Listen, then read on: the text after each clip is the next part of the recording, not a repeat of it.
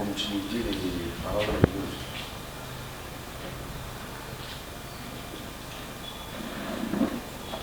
On va prendre un sujet sensible, mais les parties que je voudrais que ce soit enregistré, je vais faire que ce soit enregistré.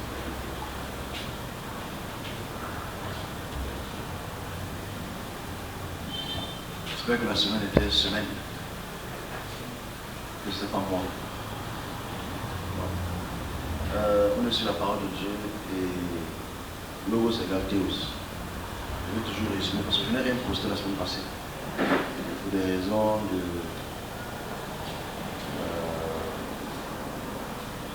situation, il va falloir qu'on puisse régler.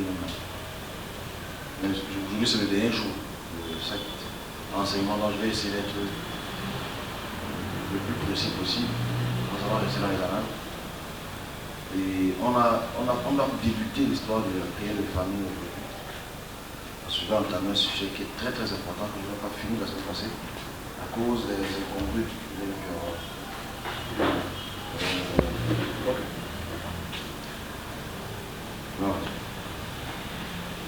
Alors, les semaines précédentes, pour ceux qui n'étaient pas là, pour ceux qui veulent comprendre, parce que je pense que l'humain a cette faculté de comprendre, mais il a besoin de mieux comprendre, mais il faut répéter pour qu'il comprenne mieux. Et l'assimilation de certains sujets qui sont assez sensibles peut prendre du temps pour comprendre, mais il faudrait souvent que nous puissions, avec la pédagogie, avoir l'aptitude de répéter les choses pour que ça puisse être mieux compris. Donc sur la parole de Dieu, j'ai deux petits sujets à prendre en considération. On va forcément lire un petit passage qui va nous aider à mieux comprendre la démarche que j'essaye de promulguer. C'est vrai que ce n'est pas facile, c'est pour ça. Il y a beaucoup de problèmes. Alors, au départ, ici, au début du mois, à la fin du mois de juillet, début du mois août, on essaye de plancher sur la connaissance de la parole de Dieu. On s'est dit, je vous ai dit, je vous donne l'information de la qualité de l'écriture des livres hébraïques et que le livre des Hébreux, c'est-à-dire la Bible qu'on utilise aujourd'hui communément. Et j'ai fait comprendre, même si ma vidéo là a fait du buzz, parce que c'est l'une des seules vidéos qui parle de Dieu et que ça fait du buzz. Enfin, ça fait beaucoup de vues. Jusqu'à maintenant, ça traîne encore. Mais je dis, le gros problème que nous avons en tant que serviteurs de Dieu, parce que je ne m'adresse pas aux fidèles, franchement, je m'adresse aux serviteurs de Dieu, je m'adresse à ceux qui ont la capacité visuelle et le pouvoir. Je ne m'adresse pas aux hommes ordinaires, parce que les hommes ordinaires ont une caractéristique qu'on va parler tout à l'heure. On appelle ça l'influence. Okay. Donc, j'ai expliqué, je vois.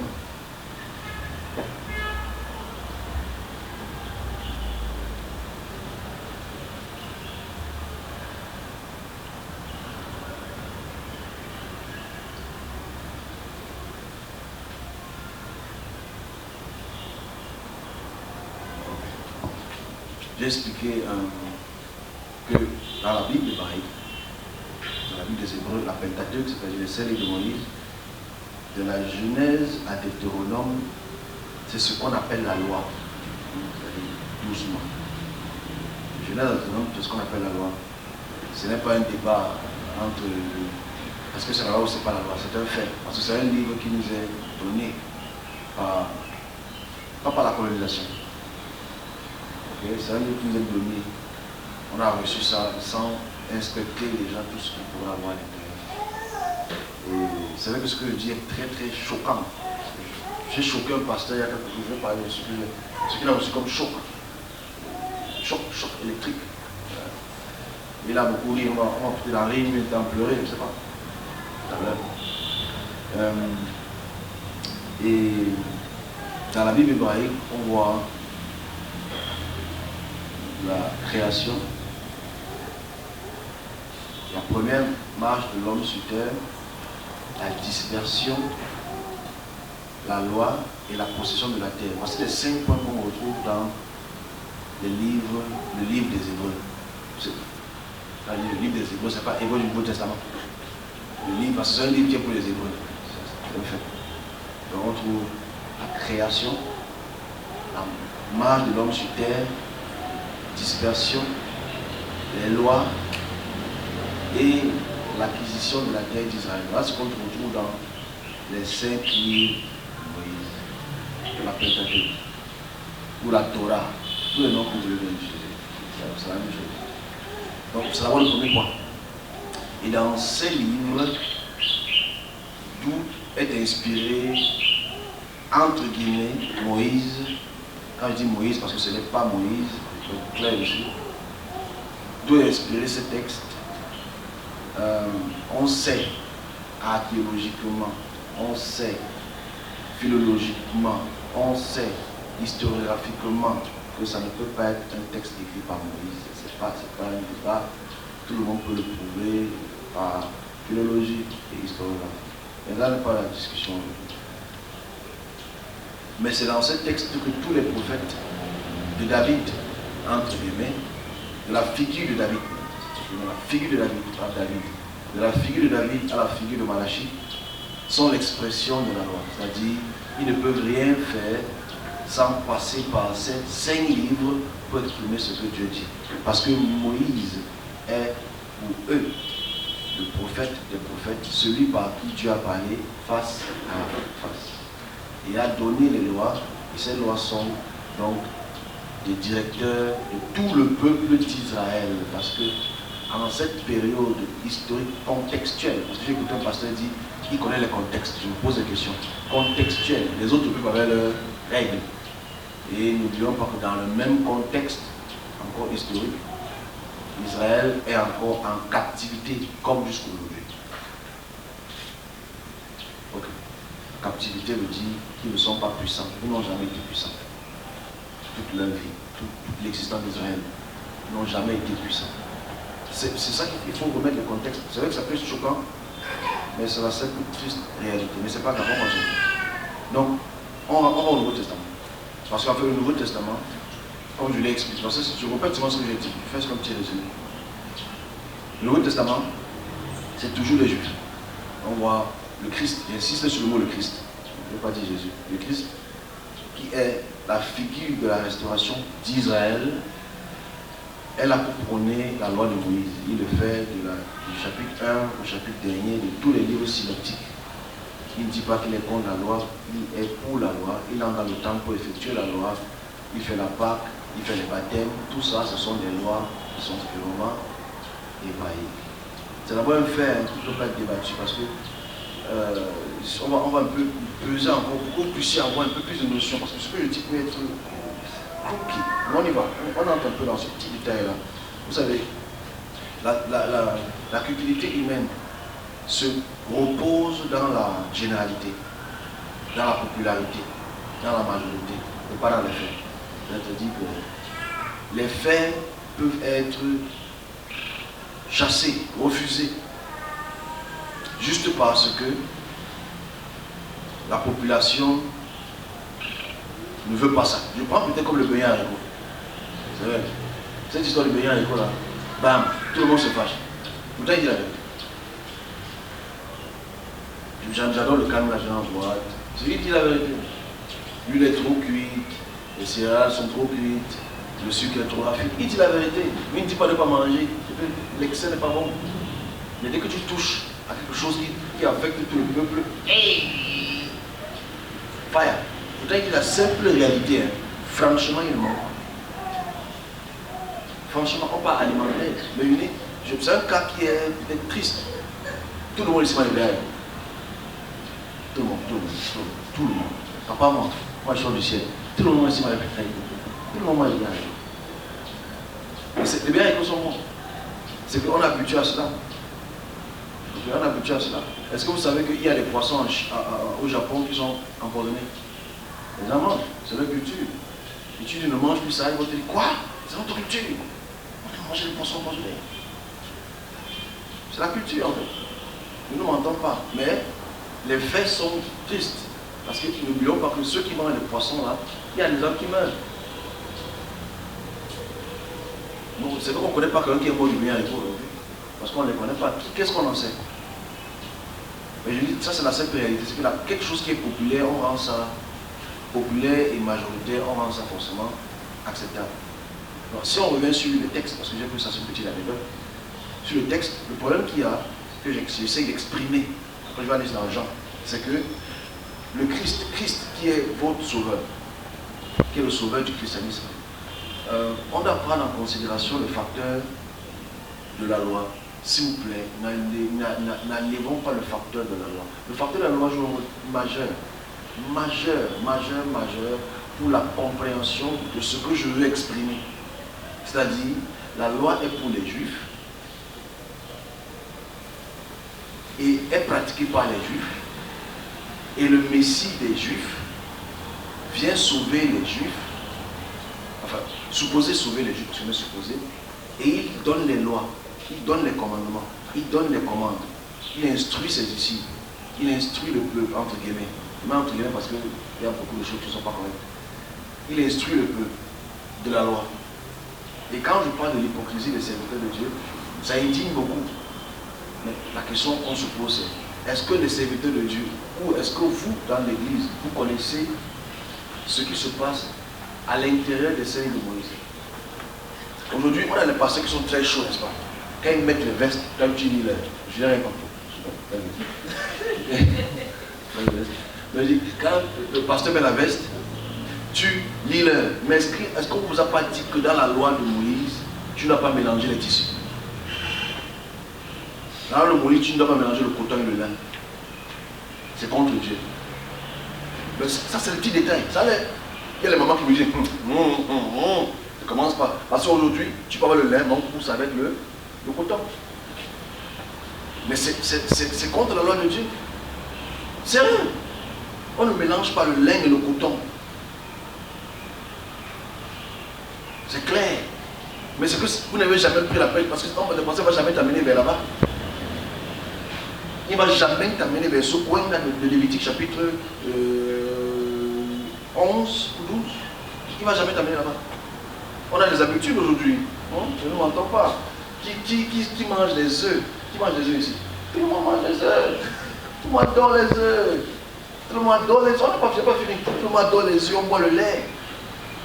Il y a les moments même qui mangent le pain boulet avec les œufs ici, avec le lait. Tu as le pain boulet là, tu bois ton lait chaud. Mais c'est interdit dans la Bible. Tu ne peux pas boire le lait de la vache et manger ça. Manger encore la chair. Manger la viande. C'est interdit. J'aime des restaurants. Mais c'est dans la Bible. Tu ne peux pas boire le lait de la vache et manger sa chair. C'est contre la loi de Dieu. Mais les pasteurs chopent ça bien le matin.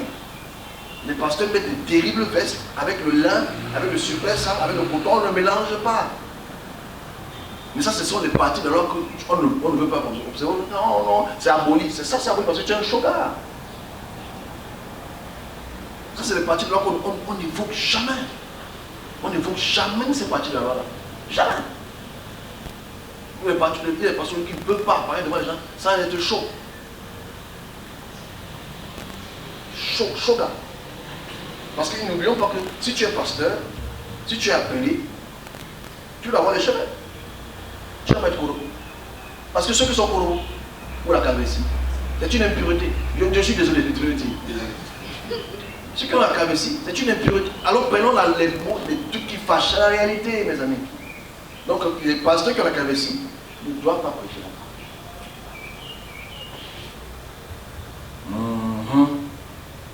Donc c'est que si tu t'es blessé aujourd'hui, là, tu veux prêcher, tu ne peux pas prêcher parce que tu t'es blessé.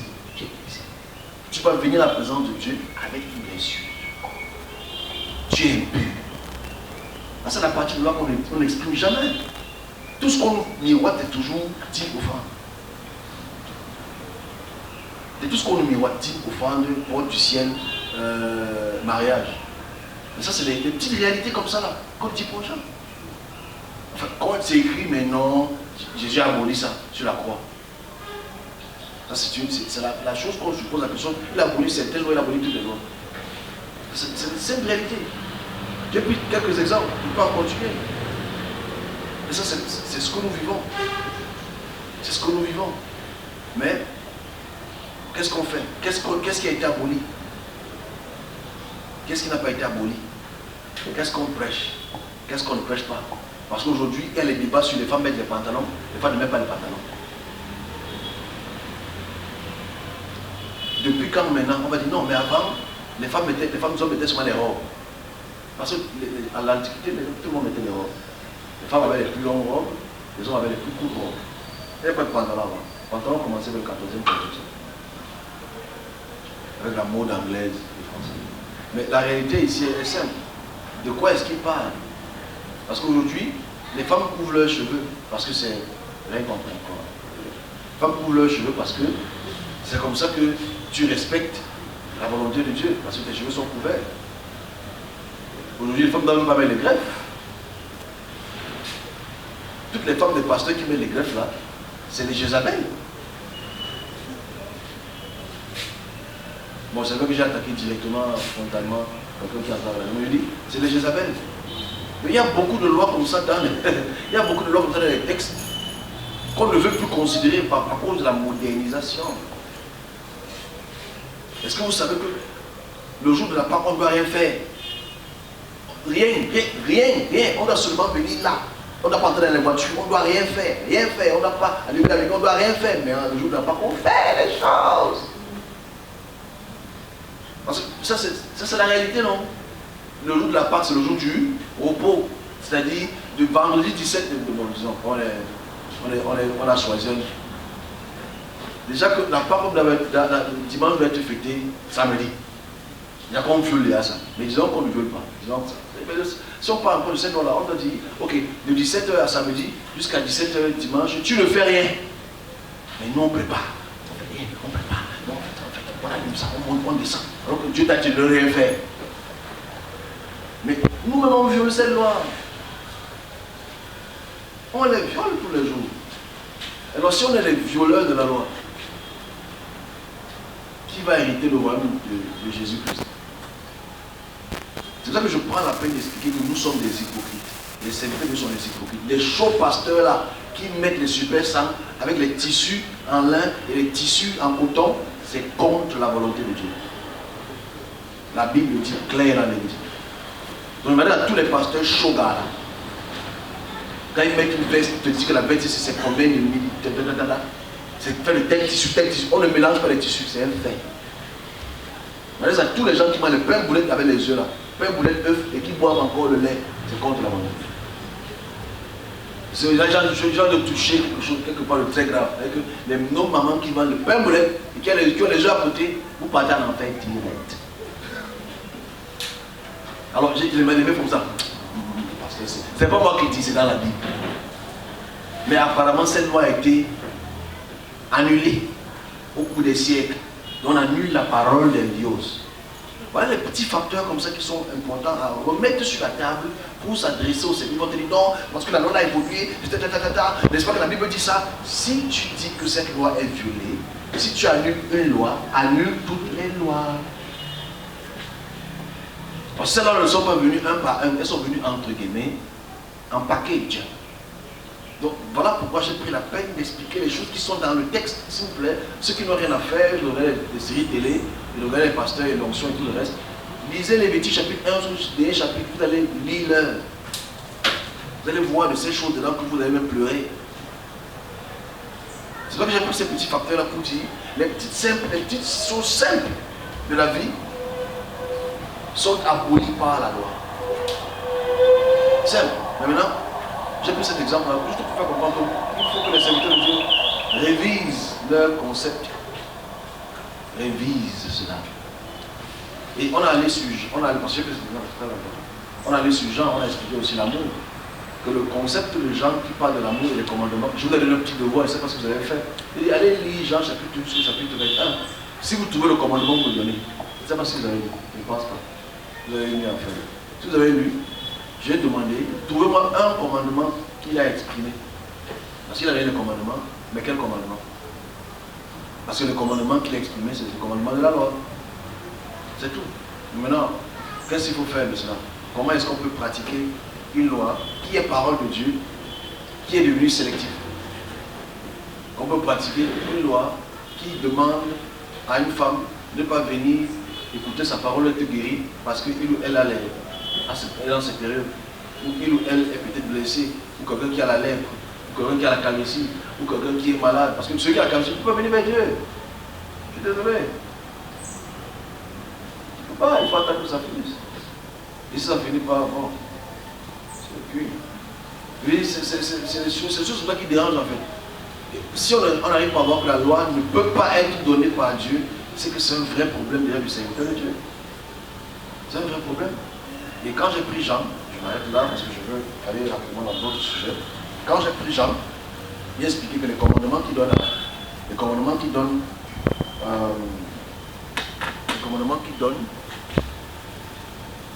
ne peuvent pas être autre chose que la loi de Moïse, parce qu'il est venu effectuer la loi de Moïse. C'est un fait, c'est le rôle du Messie. Et je m'arrête là pour tout ce que j'avais pu expliquer. Donc je conclue ainsi.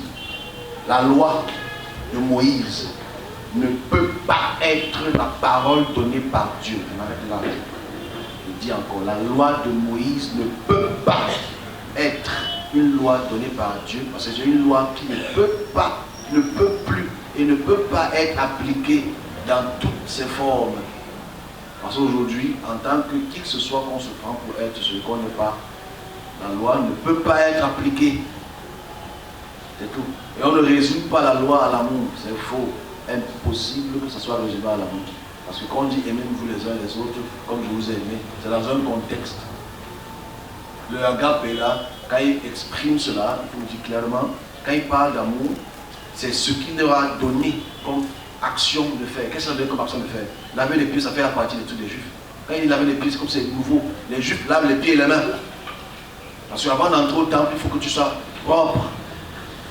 C'est comme ça que ça se passe. Avant de commencer la Pâque, il faut que tu sois propre. Il ne faut pas qu'on oublie que les gens qui disent que la loi est abolie, mais il faut après le baptême, ils sont pas en train de repartir dans la loi. Parce que le baptême fait partie de la loi. Que ce soit clair. Ce n'est pas un débat. Non, mais Jésus a baptisé, c'est normal, il est de la loi. Il n'a pas dit qu'il est comme la loi. Alors, mais pourquoi le christianisme aujourd'hui a dérivé? La faute à qui? La faute à qui, nous? Ou la faute au serviteur de Dieu? Ou la faute à l'église catholique? Ça, c'est encore une autre question qu'on va pas répondre. Donc je m'arrête là pour cela. Donc je dis, la loi ne peut pas, Dieu ne peut pas demander qu'un voleur coupe sa main. C'est pas possible. Dieu ne peut pas demander qu'on rase tout un village. C'est pas possible. Dieu ne peut pas demander que lui qui a créé tous ces cotons et tous ces tissus, ne dit qu'on ne mélange pas. Dieu ne peut pas demander que celui qui, la chèvre, le chevron, le veau, le bouc et son bébé, tu peux manger, boire son lait et manger après sa chair. Ça ne peut pas être de Dieu ça. Dieu ne peut pas interdire de manger le porc. C'est pas possible. Dieu ne peut pas t'interdire de te coiffer comme ça, c'est pas possible. Ça, c'est les cultures qui sont purement juives ou judéennes. Et toi, ça ainsi pour être gentil. Parce qu'on doit prendre la peine de comprendre comment est-ce que Dieu s'exprime. Voilà ce que je veux prendre la peine de dire. Et ça, c'est supposé être le rôle des serviteurs de Dieu. C'est leur rôle, malheureusement ou heureusement. Le rôle que le serviteur de Dieu doit avoir, et doit être, et devrait être, et doit se raviver à commencer, c'est qu'est-ce que Dieu a exprimé pour que tu exprimes au monde. C'est-à-dire, quel est ton appel? Ça, c'est le mot qu'on utilise communément, appel. Qu'est-ce que Dieu t'a appelé à faire sur terre en tant que serviteur de Dieu? Je ne veux pas entendre le mot prophète, apôtre, parce que je dis que je considère qu'il n'y a aucun apôtre. Je suis désolé de le dire, apôtre, pour moi il n'y a aucun apôtre. Je veux qu'ils écoutent ça. Il n'y a aucun apôtre, il n'y a aucun prophète. C'est encore une aliénation juive. On veut absolument être comme des juifs. Parce que je le dis encore, j'ai encore vu une vidéo cette semaine-ci, une jeune fille dit qu'elle est Dieu. Donc elle est alpha, elle est oméga, elle est Jésus.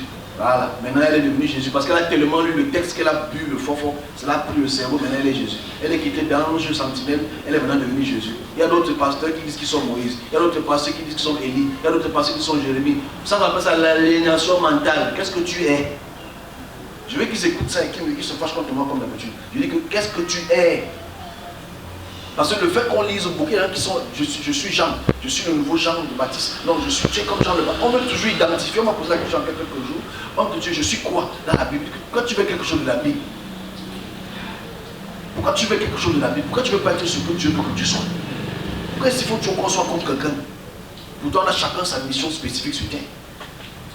Je veux pas être comme, je suis désolé, je veux dire comme personne, je veux être comme moi. Et je veux que mon moi impacte le monde à être comme moi. C'est tout. Donc maintenant, si tu ne veux pas accepter ça, il a free de vivre. Mais c'est ça le problème, c'est qu'on veut être comme oh, tu fais comme Jean, tu fais comme tel. Moi, je me rappelle, on me disait, il y a en 2019, ouais, tu as les visions comme Jean. Je n'ai pas les visions comme Jean. Jean n'a pas les visions comme moi. Jean n'a aucune vision. Oui, ça peut choquer, mais c'est la réalité. Il n'a aucune vision, je suis désolé. Les visions de Jean, c'est des fausses visions. Moi, je dis les choses qui voient le jour. Lui, là, on attend pour le Christ depuis 3000 ans. La raison ici, c'est, je sais, ça peut choquer, mais c'est la réalité. Mais on veut être comme les autres.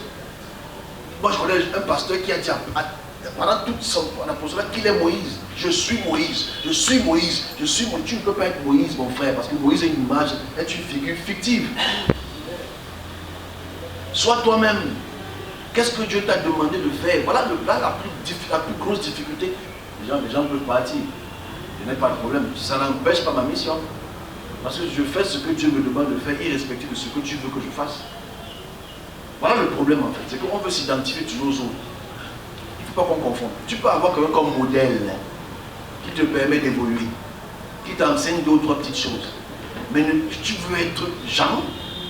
Elle a tellement lu la Bible qu'elle est devenue Jésus il y a quelques semaines.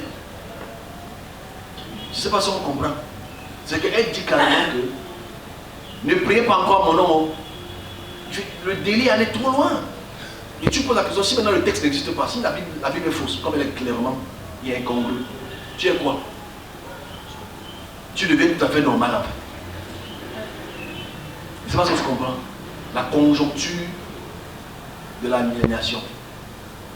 Parce qu'en fait, je suis Moïse, Dieu m'a envoyé pour sauver le peuple. Tu es Moïse, tu vas sauver Israël. Tu ne viens pas sauver le Cameroun. Si tu es Élie, va reconstituer le peuple d'Israël, ne viens pas reconstituer le Cameroun en fait. Et tu vois que toutes nos images, tout ce qu'on projette comme imagerie, c'est toujours en respect par rapport au peuple d'Israël, ce qui est un peu incongru.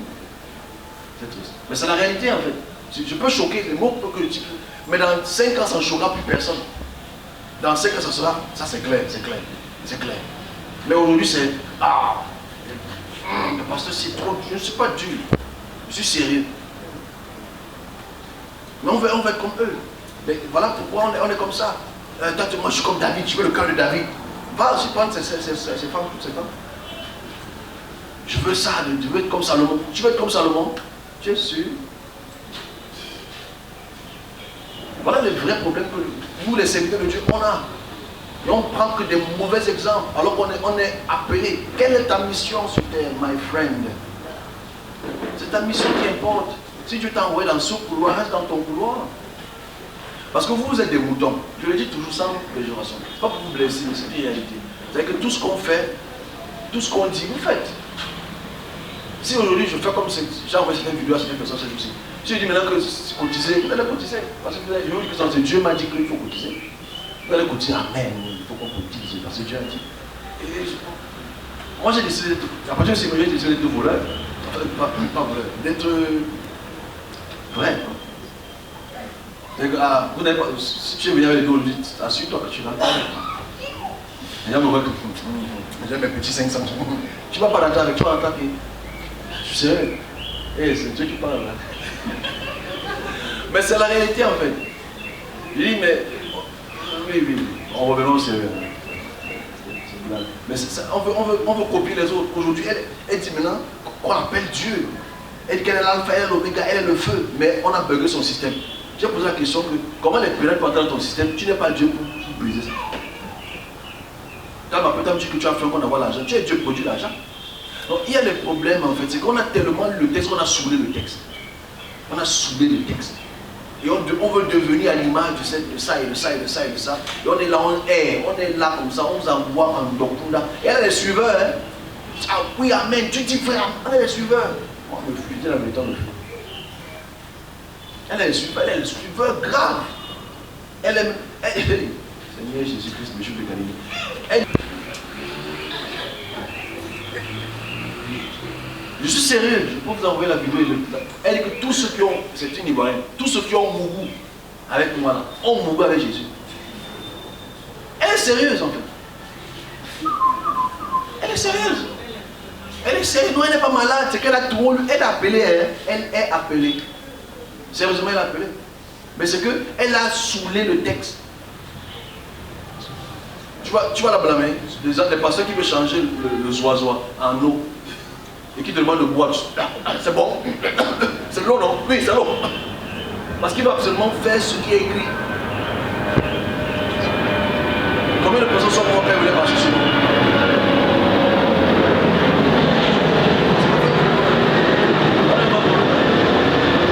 Pas de problème. Mais, comme je dis, chacun son combat, c'est chercher le bien pour l'autre.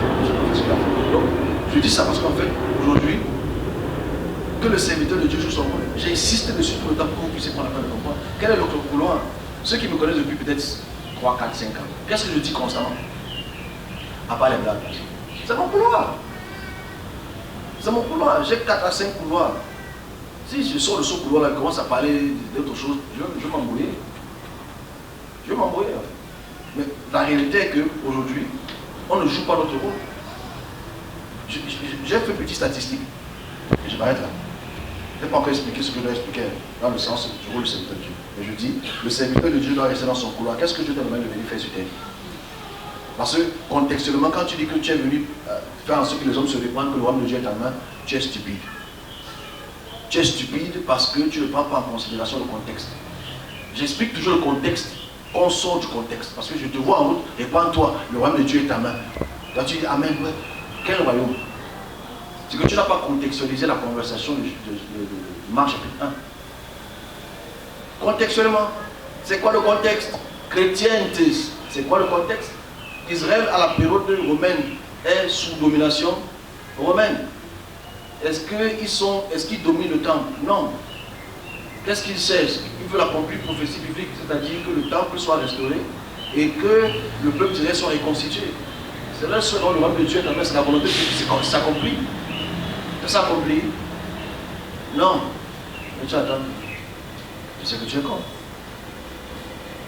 Donc maintenant on te dit sur le royaume de Dieu, répands-toi. Mais pourquoi les gens se répandent là? Qu'est-ce qui s'est passé?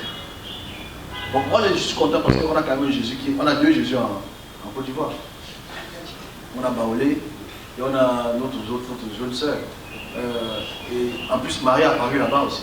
Donc ça fait en sorte que c'est bon quand même parce qu'elle est venue chercher son vrai fils. Mais non, mais c'est sérieux, c'est très sérieux. Pourquoi ça? Vous riez, vous moquez les choses parce que nous on est un petit nombre, tout petit nombre. Je dis en anecdote encore. Nous sommes près de 28 millions de Camerounais.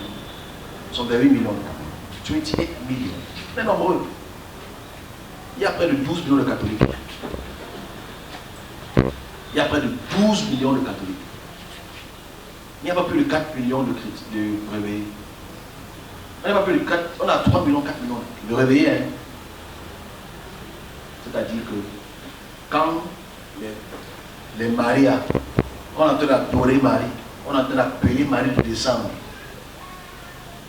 qui bat qui? Et que si tu vois 11 millions de personnes qui appellent Marie, et 3 millions de personnes qui appellent Jésus, qui tape qui? Il y a plus de catholiques que de réveillés au Cameroun, en Afrique et dans le monde. C'est un fait. Ok? C'est pas un débat. C'est pour ça que tu ne peux jamais pousser un catholique sortir souvent, pas qu'il y a trop de problème. Pas parce que les catholiques, c'est l'église catholique romaine auquel je n'ai absolument pas de problème. Hein. Je pense qu'ils ont le droit de faire ça. Chacun doit le croire ce qu'il veut croire. Mais il y a plus d'adorateurs de Marie. Le 15 août, qui était lundi, il y a eu beaucoup de gens qui sont encore partis à adorer Marie. Marie, Sainte Vierge, Marie, remonte avec tous mes problèmes, parce que j'en ai beaucoup. Beaucoup de gens ont prié cette prière ce jour-là. Parce qu'elle est quand même l'interceptrice entre eux. Attends, je réfléchis sur cette équation compliquée. Donc, il y a Dieu, il y a son fils, il y a sa mère. Bon. Donc, Dieu comprend l'équation. Mais ce n'est pas grave, parce qu'on peut blâmer les catholiques, mais on va aussi blâmer les chrétiens dans quelques minutes. On est ensemble. On va tous se blâmer. Mais bon, quand tu veux régler ton problème, Marie, c'est l'intercesseur. Parce que dans Jean chapitre 2, 3, je pense. 3, 2. Non, 3. Parce que moi je dis plus ça depuis très longtemps. Dans Jean chapitre 3, quand Jésus part à la fête à Cana, Les gars veulent boire le vin. Voilà. Donc, le Christ dit que non, c'est pas mon heure. Bon, je ne sais pas quelle heure il parle. Mais ça m'a dit, hey, faut faire ça. Donc, bon, il dit, ok, apportez-moi le jar là, je vais payer pour le jar, et l'eau va se transformer en vin. Alors l'eau se transforme en vin, donc c'est cette thèse là maintenant que les catholiques emploient pour dire qu'elle peut demander des choses à son fils. Ok? Ça c'est un point très important. Et à la fin, à la mort, Jésus a donné ses disciples à ses mères et ses mères à ses disciples. Voilà pourquoi les catholiques adorent Marie. Et le pape a sorti un texte lundi que j'ai posté sur Facebook en disant, je paraphrase, hein, parce que lui ça certainement à l'autre. On rend grâce à Dieu pour la mère, enfin, on rend grâce pour la mère de Dieu. Parce qu'en fait, c'est la mère de Dieu. Bon, vous, ça ne vous dérange pas. Mais si je dis ça devant un catholique, il peut me taper. Parce qu'on sait que Marie, c'est la mère de Dieu. C'est une équation assez complexe. Donc revenons sur notre équation. Ça dit, Jésus, Christ est le médiateur entre l'homme et Dieu. Mais Marie est quelque chose entre l'homme et elle et Jésus. Vous savez que si tu as un problème, tu consultes Marie. Marie pas dire à son fils pas dire au Père. Donc, vous riez, c'est sérieux. Parce que les gens prient Marie, mais on ne prend pas la peine de se poser la question, quelle est l'entité qui se cache derrière le nom de Marie? On va en parler de ça tout à l'heure. Quelle est l'entité qui se cache derrière le nom de Marie? Quelle est l'entité qui se cache derrière le nom de Jésus? Parce qu'il n'y a pas seulement Marie. C'est aussi Jésus dedans. Si tu ne rentres pas de Marie, c'est ah ouais, c'est quand même Marie. C'est faux. Mais il ne faut pas aussi oublier que est-ce que tu as besoin d'avoir un interprète avant de parler à Dieu? C'est la question qu'on se pose. Parce qu'en fait, non, c'est normal quand même que Marie ne peut pas le faire. Parce qu'on a quand même comment on appelle ça? Un intermédiaire entre Dieu et l'homme. Un intercesseur. Dieu a besoin d'un intercesseur. Un intermédiaire. C'est des questions qu'on doit se poser. Et les réponses sont toutes claires. Donc, je dis donc, au Cameroun, comme nous sommes ce beau pays, quand il y a des problèmes au Nozo, quand il y a des problèmes au Cameroun, on appelle qui? Les réveillés ou les pères catholiques? C'est clair. La réponse est même pas donc. Forcément, nous sommes archi-dominés. Nous sommes encore automatiquement dominés par la mariologie. Ce qui est, c'est absolument le droit de faire ce qu'ils pensent et tout le monde. Mais où sont donc les réveillés? Où sont les serviteurs de Dieu? Nous. Pourquoi est-ce que ce n'est pas nous qu'on appelle pour dire ce que Dieu a dit? Pourquoi ce n'est pas nous qu'on appelle? C'est un vrai problème. Hein? Vrai problème. Moi je dis, mais pasteur, vous avez alors des visions, mais on ne vous appelle jamais. On appelle toujours mon Seigneur, mon archevêque, son éminence. On n'appelle jamais les serviteurs de Dieu. Mais c'est une réalité. Pourquoi Dieu ne change pas ça? Quel est le rôle du serviteur de Dieu dans ces instances-là? Nous sommes ensommeillés, gravement ensommeillés. Bon, c'était ma petite anecdote. Mais ça ne dérange personne. Cette semaine encore, ce dimanche ici, on va encore prier Marie. On m'a envoyé une photo, je pense mercredi, d'une très grosse influenceuse qui a aussi eu un rêve sur Marie. Qui a donné, c'est une paume, c'est quoi. Elle était fière de ça. Imagine toute. C'est la plus grande influenceuse camerounaise. Hein, elle a reçu la paume de Marie. Imagine tous les catholiques qui l'aiment bien. Ah, elle adhère si ça adhère seulement à ça. Il faut qu'on puisse poser la question, quelle est l'entité qui se cache derrière Marie? Et c'est très grave d'avoir la réalité. Mais on ne va pas s'arrêter là. Quelle est l'entité qui se cache derrière Jésus? Qui est l'intermédiaire? Je vais lire un petit truc pour vous. Ceux qui n'ont pas la Bible, je ne vais pas vous mentir. C'est Apocalypse chapitre 5. Je vais lire Apocalypse 5. Je suis obligé de lire ça. Parce que j'ai eu une conversation avec mon ami, un ami pasteur, et il était dans un petit débat avec moi, et je vais juste te faire comprendre une seule chose. Je vais lire ça avec vous. Je vais lire rapidement, je suis que vous n'allez rien voir comme problème, parce que c'est comme ça qu'on est. Après, je vais mettre un accent sur 2 ou 3 petits points. Et on va en parler. Je m'adresse à eux, mes amis les pasteurs. Et on va chanter, parce qu'il m'a sorti 2 ou 3 chants qui sont dans cette illumination-là. Puis je vis, Apocalypse chapitre 5, je vais lire du chapitre 1 au chapitre 9, au verset 9. Je vais lire, c'est un beau texte, c'est quand même la parole de Dieu. Ok? C'est la parole de Dieu. Il ne faut pas qu'on blague avec ça. Je vis dans la main droite. Je vis dans la main droite de celui qui était assis sur le trône un livre écrit en dedans et en dehors, scellé avec 7 sceaux. Et je vis un ange puissant qui criait d'une voix forte, qui est digne d'ouvrir le livre et de rompre les sceaux. Les personnes dans le ciel, et personne dans le ciel, ni sur la terre, ni sous la terre, ne put ouvrir, avec sous la terre quand même, le livre et ni le garder. Et je pleurais beaucoup de ce que personne ne fut trouvé digne d'ouvrir le livre, ni de le regarder. Et l'un des vieillards me dit, ne pleure point, c'est sur cette gens à qui on parle. Le lion de la tribu de Juda, le rejeton de David, a vaincu pour ouvrir les livres et les 7 sceaux. Je ne sais pas ce qu'il a vaincu, on continue quand même. Et je vis au milieu du trône les 4 êtres vivants, c'est-à-dire le bouc, l'aigle, le lion et tout le reste.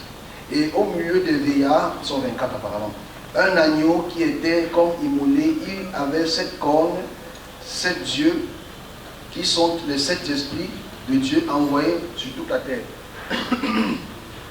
Il vint et il prit le livre de la main droite et de celui qui était assis, sur le trône. Quand il eut pris le livre, les 4 êtres vivants et les 24 vieillards se prosternèrent devant l'agneau, tenant chacun une harpe et une coupe d'or remplie de parfums qui sont les prières des saints. Alors je m'arrête là, on va dire, on dit Amen. Mais c'est Amen s'il ne peut pas aller, parce qu'en fait, quand tu écoutes ça, tu vas dire Alléluia. Mais on n'a pas pris la peine de se poser la véritable question. Parce qu'en fait, dans notre discussion qu'on avait pu avoir, il m'a envoyé une vidéo, et dans cette vidéo, on a vu, je voyais une cérémonie dont une très très grande église était en train de faire polémique. C'est-à-dire qu'il exprimait qu'on ne peut pas être en train d'adorer la chèvre, ou le taureau, ou un buffle. C'est-à-dire qu'on ne peut pas adorer un taureau, on ne peut pas adorer un buffle, on ne peut pas se mettre à élever les mains vers un taureau, vers un buffle. On ne peut pas le faire. C'est ça qui montre que c'est la fin du monde. Amen. C'est la fin du monde. C'est le 666, le 999, le 121212. Voilà. Alors j'ai dit, mon ami, ce qu'il dit là est absolument incongru. Déjà parce que le peuple indien, eux, ils adorent les vaches. Ils ne mangent pas les vaches. Ils adorent les vaches. Les vaches, pour eux, c'est sacré. On ne mange pas la vache là-bas. Une vache traverse la route, tout le monde s'arrête. Ici, là, la vache passe, par erreur, tu manges. Donc chacun ses problèmes. Mais de ce côté, en Inde, on ne mange pas les vaches. Comme quand tu parles au départ, on ne mange pas les chimpanzés ou les singes.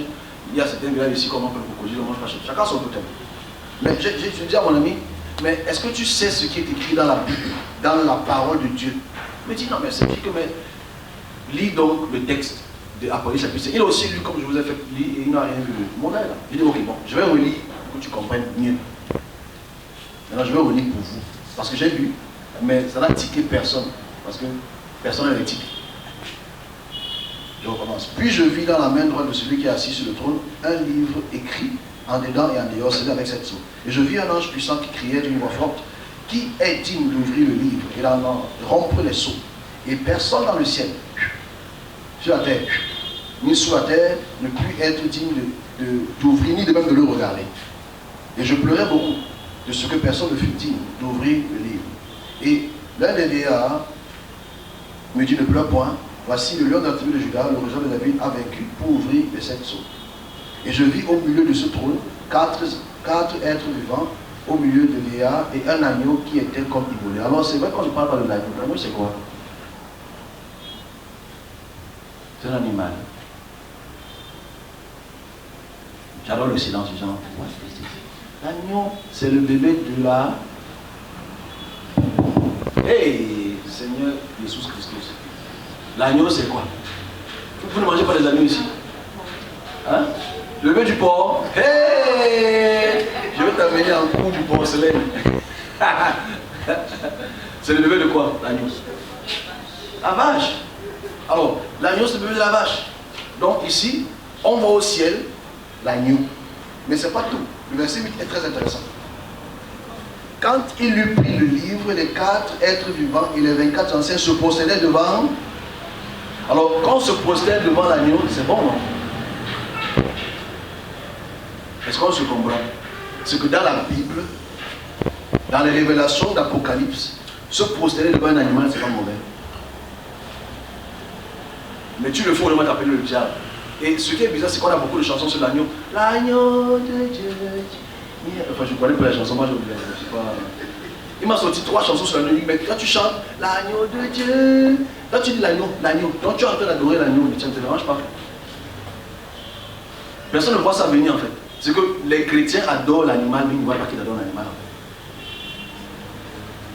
Je répète ce que je dis pour que ça entre dans nos tibias. Parce que le problème, c'est qu'on a accepté un truc sans se poser la question que comment tout le ciel adore un animal. C'est pas moi qui c'est écrit, hein, I'm not the one, je suis pas l'auteur de cette histoire-là. Mais tout le monde se prosterne. C'est toi, tu es digne d'agneau, parce qu'il a été sacrifié, il a été immolé. Mais une autre culture, tu les chèvres, tu les vaches, ils les adorent, c'est le diable. Est-ce qu'on comprend la conjoncture de la stupidité? Mais quand on va chanter l'agneau de Dieu, l'agneau de Dieu est venu effacer, les voix même vont être terribles. Mais on chante l'agneau tous les dimanches. On ne voit pas qu'on est en train d'adorer l'animal. Parce que même quand Jean voit Jésus, il dit, hey, c'est qui là? L'agneau de Dieu qui est venu ôter les péchés du monde. Mais ils sont toujours là, mais c'est pas grave. Mais on réalise que on adore l'agneau. Qui n'a pas chanté l'agneau ici? Moi j'ai chanté l'agneau. Hein? L'agneau, l'agneau, l'agneau. Avant au départ, je ne savais pas ce que c'était l'agneau en fait. Mais avec le temps, j'ai commencé à comprendre que l'agneau c'est le bébé de la vache. Donc on adore le bébé de la vache en fait. Donc on n'est pas très loin de. Mais ça ne gêne personne. Parce que quand je parle, le pasteur est resté du genre. What?